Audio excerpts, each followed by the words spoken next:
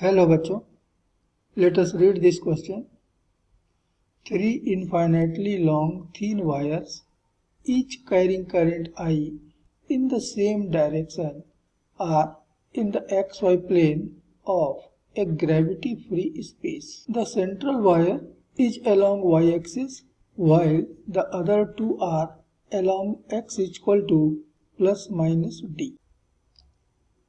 तो क्वेश्चन का first part है Find the locus of the points for which the magnetic field B is 0. And second part of the question is, if the central wire is displaced along the z direction by a small amount and released, so that it will execute simple harmonic motion. If the linear density of the wires is lambda, find the frequency of oscillation. अब यहाँ जो की concepts हैं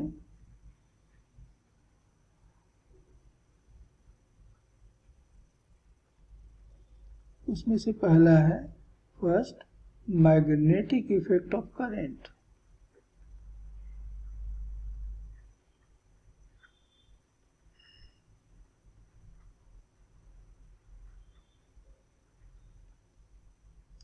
और second है Lorentz force.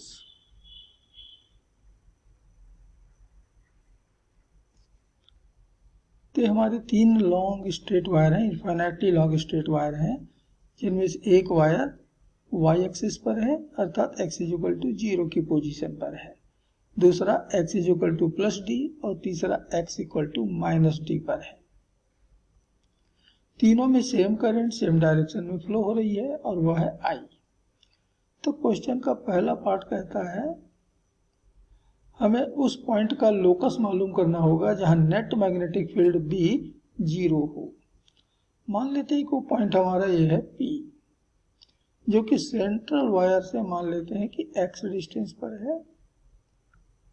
तो यहां से जो डिस्टेंस इसका मिलेगा ये हो जाएगा d माइनस एक्स, और इस पॉइंट P का तीसरे वायर अर्थात x बराबर माइनस डी वाले वायर से जो डिस्टेंस होगा ये हो जाएगा यहाँ सेंट्रल वायर तक का डिस्टेंस d और आगे x यानी d प्लस एक्स। तो इफ नेट मैग्नेटिक फील्ड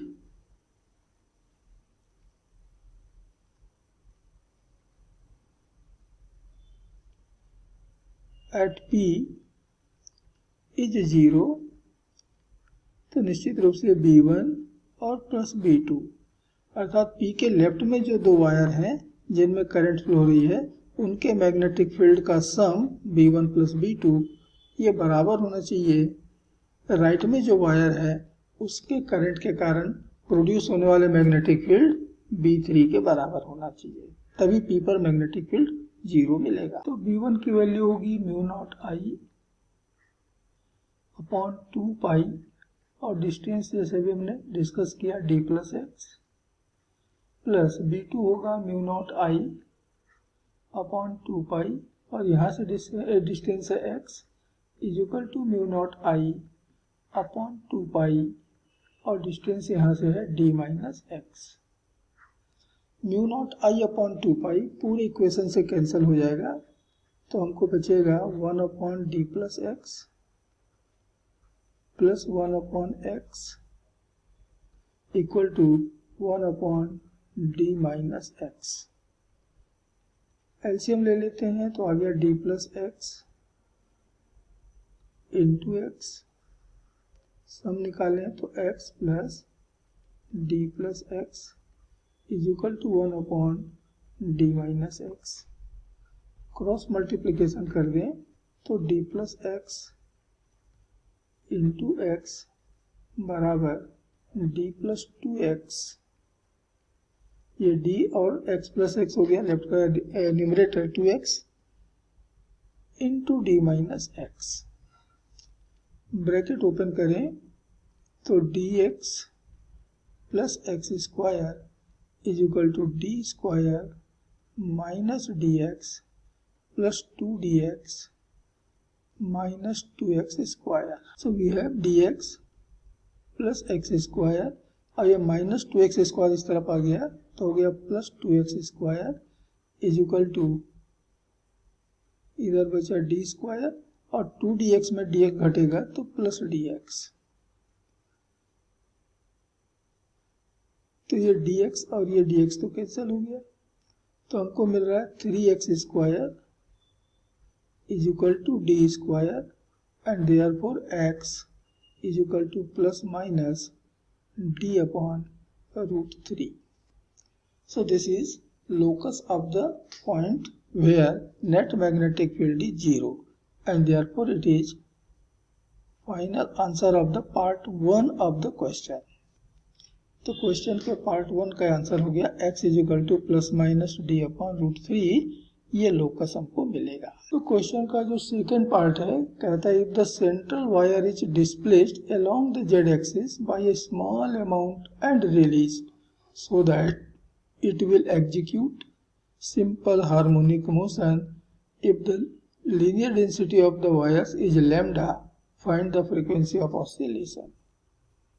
तो हमने ये बीच वाले वायर को अर्थात इस सेंट्रल वायर को out of the plane, Z direction किधर होगा, आउट ऑफ द प्लेन होगा. ये तो जहां रखे हैं वो तो एक्स वाई प्लेन है, ये एक्स और ये वाई, तो जेड होगा आउट ऑफ द प्लेन. इस डायरेक्शन में हमने इसको थोड़ा सा डिस्प्लेस किया है और फिर रिलीज किया. तो हमें पहले तो प्रूफ करना होगा कि इसका मोशन SHM है और फिर उस SHM का फ्रीक्वेंसी मालूम करना. तो यहाँ हमने सेंट्रल वायर को जो x बराबर 0 पोजीशन पर था, इसको हमने z डिस्टेंस से थोड़ा सा डिस्प्लेस कर दिया है, जहाँ पर कि z ये बहुत छोटा डिस्टेंस है compare to d.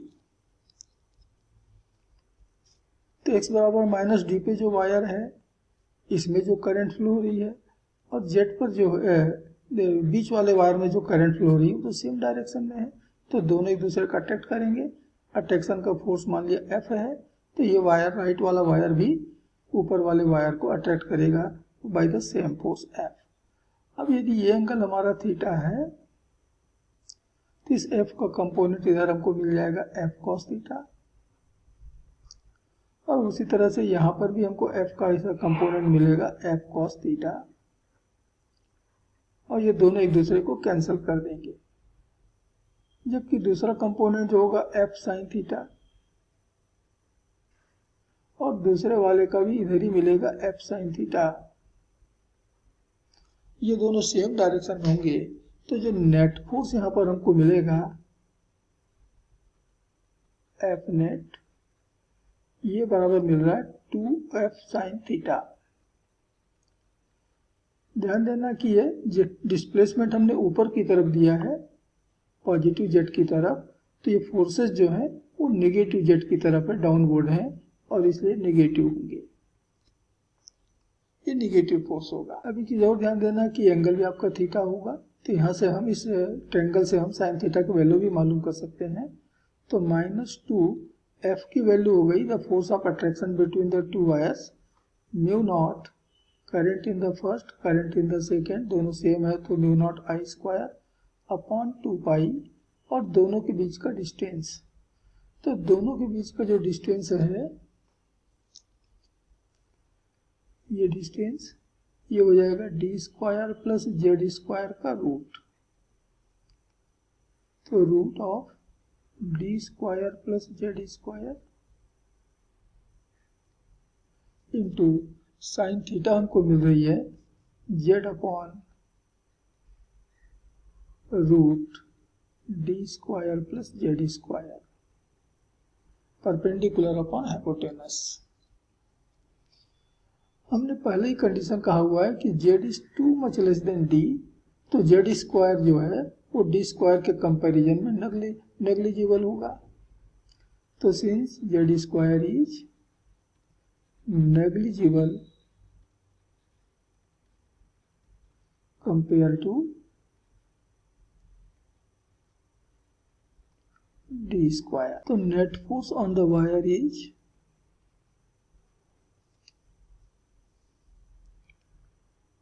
-2 mu not I square upon 2 pi d into z upon t. क्योंकि जेड स्क्वायर को नेग्लिजिबल मान लिया तो डी स्क्वायर का रूट बचेगा डी, यहाँ भी डी स्क्वायर का रूट आ जाएगा डी। तो net force on the central wire is equal to -2 mu not I square upon 2 pi d square into z. इतना नेट फोर्स हमारे सेंट्रल वायर पे अप्लाई हो रहा है।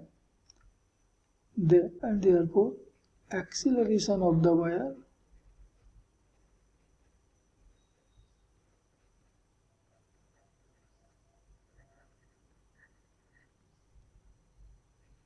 A बराबर होगा नेट फोर्स अपॉन मास। ध्यान दीजिएगा कि ऊपर हमने जो फोर्स कैलकुलेट किया है it is for per unit length, और पर यूनिट लेंथ का जो मास होता है इसी को हम कहते हैं लैम्डा। तो हो जाएगा एफ नेट अपॉन लैम्डा। तो हमको मिला -2 mu not I square upon 2 pi lambda into d square into z. इतना एक्सेलरेशन मिला।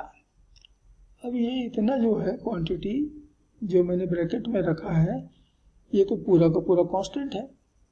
आई कांस्टेंट है, लैम्डा कांस्टेंट है, डी कांस्टेंट है, यहाँ से 2 कैंसिल भी हो रहा है।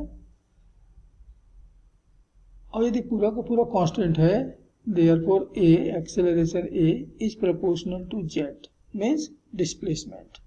और जब भी एक्सेलरेशन डिस्प्लेसमेंट के प्रोपोर्शनल होता है तो वह मोशन होता है simple harmonic motion, and therefore it is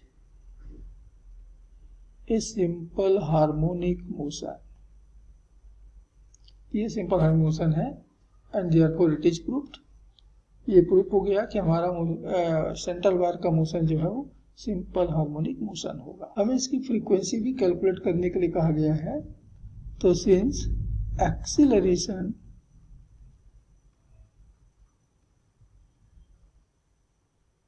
in SHM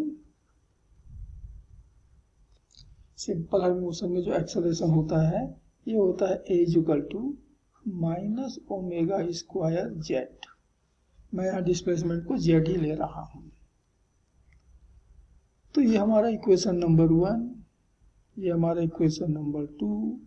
दोनों को कंपेयर करें तो हमको ओमेगा स्क्वायर की वैल्यू मिल जाएगी। सो फ्रॉम इक्वेशंस 1 एंड 2 हमें मिल रहा है omega square is equal to